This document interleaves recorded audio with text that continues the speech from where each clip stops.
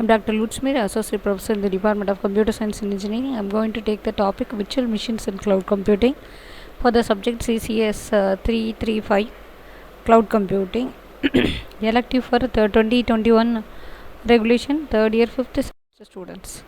Virtual Machines and Cloud Computing. The simplest way to describe a virtual machine or VM is to say that it is like a virtual computer, complete with the ability to run applications and store data just like a physical computer can. So, virtual machines can be divided into two major groups that represent different types of virtualization: system virtual machines and process virtual machines. We'll see one by one. Virtual machines. System virtual machine can stand in for physical computer and can run an entire computer operating system. These virtual machines are managed by a form of software called a hypervisor. Hypervisor allows multiple cloud environments to run on the same physical machine without interacting with each other. See, in simple words, a virtual machine runs like a physical computer while existing within a cloud computing setup. Running a virtual machine provides a higher level of security. For example, using virtual machine allows you to implement fault and security isolation, which means dividing the operations of a machine into different sections.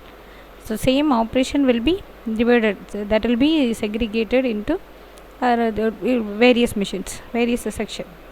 So, by having different virtual machines that focus on their own separate process, you can track any security issues that arises within an individual.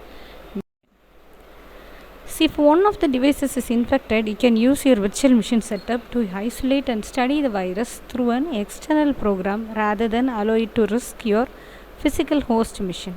So similarly, the second type is process virtual machine. It's focused on supporting a single process within a host operating system.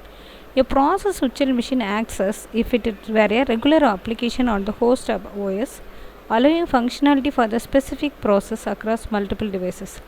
Among other things, the virtual machine allows you to give new operating system a test drive, back up your current OS. Third point, it installs an older operating system in order to run an older application. Fourth point, it runs software or applications on operating systems that they are not designed for end-to-end isolation. You can run an application that may or may not secure on a virtual machine instead of your own main operating system. Any security issues will only affect the virtual machine rather than the host device. It improves disaster recovery and business continuity. A similar benefit of virtual machines is that each self-contained virtual machine can be treated as a portable asset. So what this means is that you can move a virtual machine from one machine to another, or from the control of one hypervisor to another hypervisor. So if you are worried about the host machine failing in an unexpected event, you can rely on backup in the cloud environment, because the VM will have the system image. So even if you don't face an unexpected disaster, you can still use the cloud architecture to create a sense of continuity thanks to replicating system that provide continuous updates. So this is essentially what the hypervisor does. It manages the resources of each virtual machine that is under its control. This can lead to faster performance and greater efficiency. Next point is, it enables workload migration. So then moving a device or a program from an in-house infrastructure to a cloud service provider, then you know that the workload migration process can be quite undertaken.